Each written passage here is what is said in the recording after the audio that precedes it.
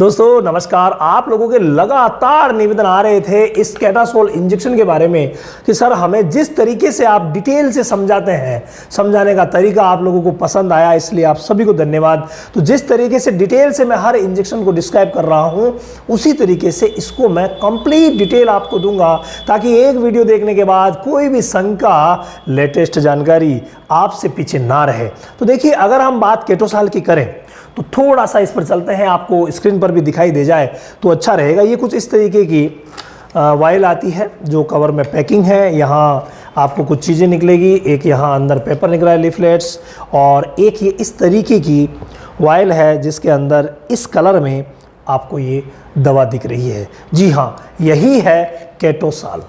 अब ये जो केटोसाल है 30 ml की वाइल मेरे हाथ में देख रहे हैं, ये वाइल जो है वो 100 ml की भी आती है। तो आप उपलब्धता के हिसाब से और रिक्वायरमेंट के हिसाब से आप ले सकते हैं। अगर कम ज़रूरत है तो 30 ml के ले लीजिए, ज़्यादा ज़रूरत पड़ती है तो भाई 100 ml के ले लीजिए, कोई प्रॉब्लम नहीं है। अगर हम बात करें इसके सॉल्ट की तो ऊपर देखिए, पहले कंपनी ने क्या लिखा है देख लेते हैं। बुटाफॉस्फोन सॉल्ट है। बुटाफॉस्फोन आप सभी को पता है फॉस्फोरस की एक फॉर्म है, ये काम आएगी। दूसरा है साइनोकोबालामिन। साइनोकोबालामिन जो कि एक नर्वाइन इंजेक्शन है, मतलब नर्वाइन मतलब नसों को मजबूती देने वाला विटामिन B12 है। जी हाँ, B12 की एक फॉर्म है साइनोकोबालामिन। यानी इस इंजेक्शन को अगर मैं कहूँ तो विटामिन B12 है और फॉस्फोरस का एक कंबाइंड इंजेक्शन है, कॉम्बो इंजेक्शन है, जिसका इस्तेमाल आप दोनों की ही कमी में कर सकते हैं। लेकिन भाई इसका जो इस्तेमाल जो यूनिक है उसको आपको सीखना पड़ेगा, और वो यूनिक क्या है मैं अभी आगे बताऊंगा। उससे पहले यहाँ एक छोटा सा वर्क इसका लिखा गया है कि एज ए टॉनिक आप इसका इस्तेमाल कर सकते हैं, यानी टॉनिक के रूप में भी इसका इस्तेमाल किया जा सकता है। और दूसरा है रिबोराइंट, यानी कि शरीर को एनर्जी, ताकत प्रदान करने के लिए भी इसका इस्तेमाल किया जा सकता है।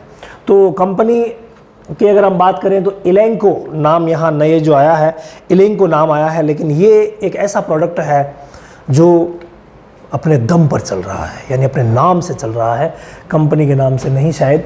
अब देखिए यहाँ सॉल्ट की बात क्या की गई है स्ट्रिप पर, वो हम देख लेते हैं। बुटाफॉस्फोन इसमें 100 mg है, यानी 1 ml में 100 mg बुटाफॉस्फोन है, 100 mg बुटाफॉस्फोन है। और साइनोकोबालामिन इसमें है 50 mcg, ठीक है। तो 50 mcg इसमें साइनोकोबालामिन है, बुटाफॉस्फोन इसमें 100 mg, 1 ml की बात है। और उस हिसाब से जब हम डोज कैलकुलेशन करेंगे तो इसको डोज को बढ़ा करके हम लगाएंगे। और साथ में मेथिल पैराबेन भी यूज़ किया गया है 0.1%। ये एज ए प्रिजर्वेटिव के रूप में काम में लिया गया है, यानी सुरक्षित करने के लिए। मेनली सॉल्ट जो है वो यही है। अब अगर आगे की हम बात करें तो आगे लिखा हुआ है इंडिकेशंस एंड डोजेज जो है वो इसमें लिखा है कि पैक जो लीफलेट है उसके अंदर है। लेकिन मैं आपको पूरी बातें अभी समझा दूंगा कि इसको कहाँ कहाँ इस्तेमाल करना है और कहाँ कहाँ इस्तेमाल इसका नहीं करना है, कैसे करना है, सारी बातें हम अभी कर लेंगे। पहले देख लेते हैं आगे की बात, और वो है इंट्रावेनस और इंट्रामस्कुलर सबक्यूटेनियस। देखो रूट, देखो इसका आप हर रूट से इसे लगा सकते हैं। 3 रूट मेनली होते हैं। इंट्रावेनस यानी आईवी लगा सकते हैं, आईवी आप अकेला भी लगा सकते हैं, लगवा सकते हैं, ध्यान रखना पशु चिकित्सक से ही लगवाना है। तो आईवी लगवा सकते हैं, इंट्रामस्कुलर यानी मांस में भी लगवा सकते हैं, तो इसको सबक्यूटेनियस यानी कि चमड़ी में भी लगवा सकते हैं। ये तीनों रूट से इस्तेमाल होता है। और पोल्ट्री में इसको ड्रिंकिंग वाटर में डाल करके भी इस्तेमाल करवाया जा सकता है। तो कैटल में एज ए इंजेक्शन हम इसका इस्तेमाल करते हैं।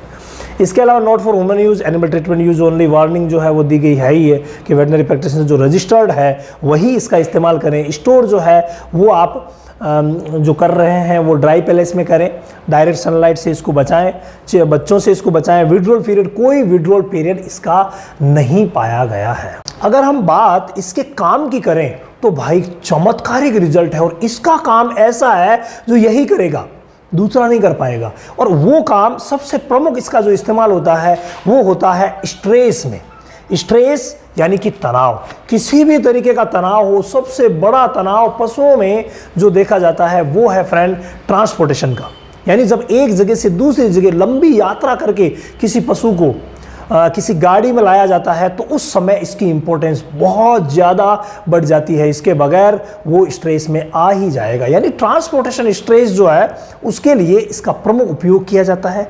इसके अलावा जब भी कोई पशु बीमार होता है, भाई बीमारी चाहे कुछ भी हो, चाहे कोई फिजिकली प्रॉब्लम हो गई है, इंजरी हो गई है, या फिर कोई बीमारी हो गई है, हर दशा में पशु स्ट्रेस में आएगा ही आएगा। यानी कि जब भी कोई इंजरी हो तब इस्तेमाल हो सकता है, जब भी कोई बीमारी हो तब एज ए सपोर्टिव थेरेपी, यानी जो इलाज हो रहा है वो तो होगा ही, सपोर्टिव थेरेपी में इसका इस्तेमाल करवाया जा सकता है। इसके अलावा अगर मैं स्ट्रेस की बात करूं, प्रमुख स्ट्रेस होता है यूं ही गर्मी बढ़ती है पशुओं का दूध कम हो जाता है, मिल्क एकदम से डिक्रीज हो जाता है। क्यों? क्योंकि स्ट्रेस हो गया बहुत ज़्यादा ठंड बढ़ती है तो भी स्ट्रेस हो जाता है। यानी ज़्यादा ठंड अगर पड़ रही है, किसी पशु का अचानक से दूध कम हो गया ठंड की वजह से, तो लगा सकते हैं। अगर ज़्यादा गर्मी की वजह से स्ट्रेस में आ गया, हाँप रहा है, पेंटिंग, जी हाँ, हाँपने में भी इसका इस्तेमाल किया जा सकता है। इसके अलावा अगर कोई पाचन तंत्र से रिलेटेड कोई भी प्रॉब्लम है, पाचन तंत्र से संबंधित जितनी भी समस्याएं हैं, सपोर्टिव थेरेपी के रूप में गजब का काम करता है। और मेटाबॉलिक डिजीज यानी चयापचयी बीमारियां, कीटोसिस, मिल्क फीवर, डाउनर कव सिंड्रोम, मैग्नीशियम टिटनी, B1 डेफिशिएंसी, इनमें तो भाई गजब का काम करता है। यानी जितनी भी मेटाबॉलिक डिजीज है उनके रोकथाम में भी ये गजब काम करता है। इसके अलावा एज ए सपोर्टिव थेरेपी, भाई मैन इलाज तो होगा ही होगा। और हमारे रामावत एनिमल ऐप पर आपको ऑल ओवर ट्रीटमेंट किसी भी बीमारी का आपको चाहिए तो वहाँ पर मिल जाएगा, सारा सेटअप वहाँ आप लोगों के लिए तैयार है। तो किसी भी बीमारी में इसको इस्तेमाल किया जा सकता है। इसके अलावा मेटाबॉलिक बीमारी तो होगी, लेकिन एक इसी श्रेणी की बीमारी होती है जिसको हम बोलते हैं पाइका, यानी अखाद्य चीज़ें खाना। कई बार पाइका में क्या करते हैं, हम कैल्शियम देते हैं, फॉस्फोरस की कई फॉर्म देते हैं, उसके बावजूद आराम नहीं मिलता।